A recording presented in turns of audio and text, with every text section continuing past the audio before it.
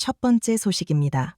통일교 측에서 전달된 명품 가방과 목걸이를 김건희 여사에게 전달한 혐의 등으로 구속 기소된 건진법사 전성배 씨가 법정에 증인으로 출석해 윤석열 전 대통령 부부와의 관계를 구체적으로 언급했습니다.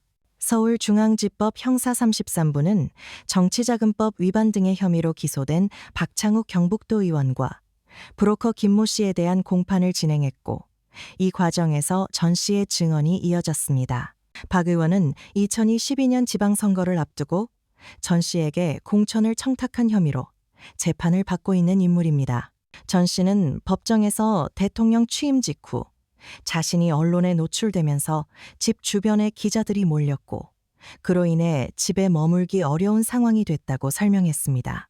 그는 이 과정에서 윤 전 대통령 부부가 자신에 대해 별도의 배려를 하지 않았고, 오히려 완전히 관계가 없다는 선을 그었다고 느꼈다고 진술했습니다. 전 씨는 이 시점을 기준으로 윤 전 대통령 부부와의 인연이 사실상 끊어졌다고 말했습니다. 특검 측은 전 씨에게 2022년 7월 통일교에서 받은 샤넬 가방을 김 여사에게 전달한 사실이 있는데도 인연이 끊어졌다고 볼 수 있느냐고 질문했습니다.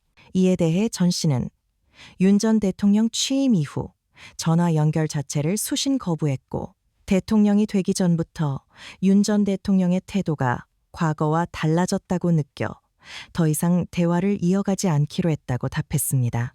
김 여사와의 연락도 대통령 취임 이후에는 현저히 줄어들었다는 취지로 설명했습니다. 전 씨는 또 대선 이전 시기 김 여사가 검찰 조사를 받으며 심리적으로 힘들어했고, 체중이 급격히 줄어드는 등 공황 상태에 가까웠던 상황을 알고 있었다고 말했습니다. 당시 김 여사가 전화를 걸어 평균 3시간 정도 통화하며 개인적인 어려움을 토로했고, 자신은 이를 걱정해 들어주는 역할을 했다고 증언했습니다. 다만 대통령 취임 이후에는 이런 통화가 거의 이루어지지 않았다고 덧붙였습니다.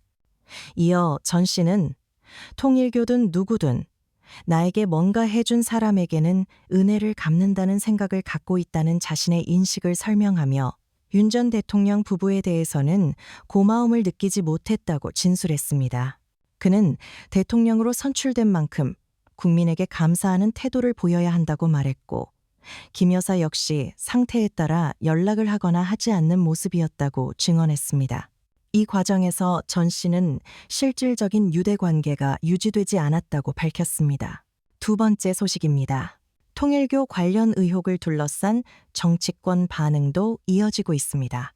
조국혁신당 조국 대표는 통일교 접촉설과 당원 게시판 댓글 의혹과 관련해 침묵하고 있는 국민의힘 나경원 의원과 한동훈 전 대표를 공개적으로 비판했습니다. 조 대표는 사회관계망 서비스를 통해 두 사람이 법정에 선 피고인이 아니라 대중 정치인임에도 불구하고 국민과 언론이 궁금해하는 간단한 질문에 답하지 않고 있다고 지적했습니다. 나경원 의원은 윤영호 전 통일교 세계본부장이 특검에 진술한 통일교 지원 대상 정치인 명단에 포함된 인물 중 한 명으로 거론된 바 있습니다.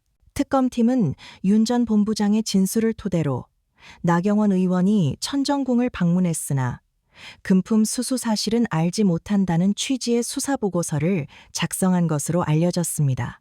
하지만 나 의원은 천정궁 방문 여부에 대해 명확한 답변을 하지 않고 있으며, 라디오 인터뷰에서도 말씀드리지 않겠다는 입장을 유지했습니다. 한동훈 전 대표 역시 국민의힘 당원 게시판에 윤석열 전 대통령 부부를 비방하고 자신을 추워 올리는 내용의 글 수백 건이 가족 명의로 작성됐다는 의혹을 받고 있습니다.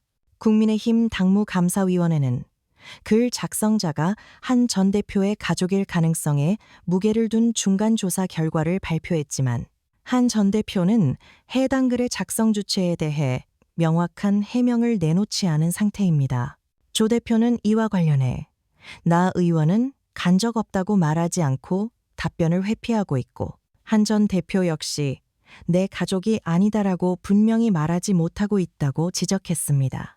그러면서 이러한 태도와 달리 이재명 대통령과 정부를 비판하는 데는 적극적이라고 언급하며 관련 질문을 계속 제기해야 한다고. 세 번째 소식입니다.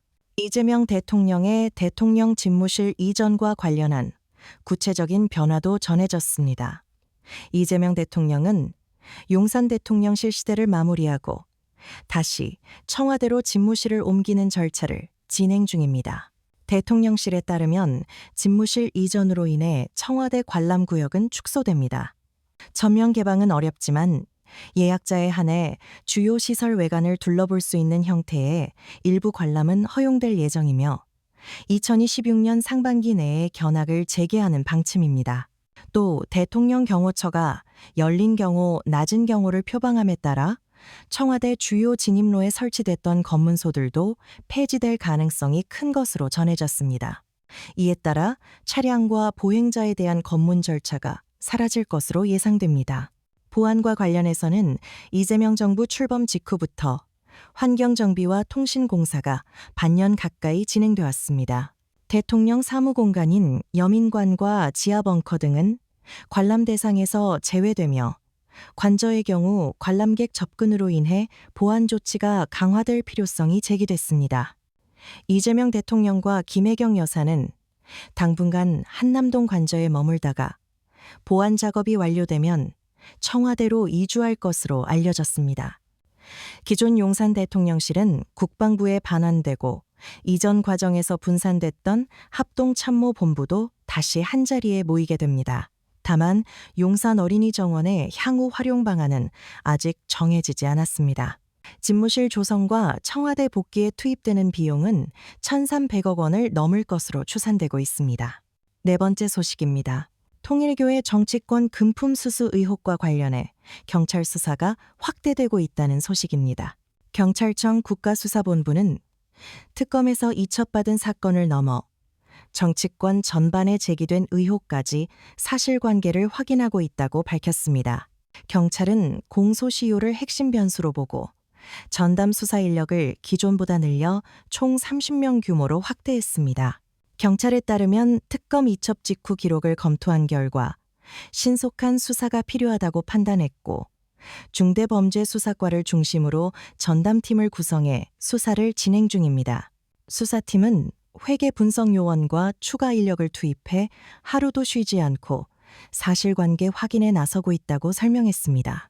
이미 경찰은 통일교 본부와 천정궁 등에 대한 압수수색을 실시했고 통일교 측 인사인 한학자 총재와 윤영호 전 본부장을 피의자 신분으로 조사했습니다. 이어 전직 장관급 인사에 대해서도 피의자 조사가 이뤄졌습니다. 현재까지 조사된 인원은 피의자와 참고인을 포함해 총 8명으로 알려졌습니다. 경찰은 압수수색으로 확보한 자료의 양이 상당해 분석에 시간이 필요하다고 밝혔고 현 단계에서는 유의미한 증거 여부를 단정하기 어렵다고 설명했습니다. 다만 수사 범위와 관련해 특검에서 넘겨받은 사건에만 한정하지 않고 언론에 제기된 의혹까지 포함해 전반적으로 확인할 계획이라고 밝혔습니다. 공소시효와 관련해서도 경찰은 시급성을 강조했습니다. 정치자금법 위반 혐의의 경우 범죄 행위 시점과 금품 수수 시점이 확정돼야 적용 법률과 공소시효 판단이 가능하다는 입장입니다. 전직 정치인들에 대한 추가 소환 여부는 아직 정해지지 않았지만 수사 상황에 따라 조사가 이어질 가능성은 열려 있습니다. 오늘의 소식은 여기까지입니다. 구독과 좋아요 부탁드립니다. 감사합니다.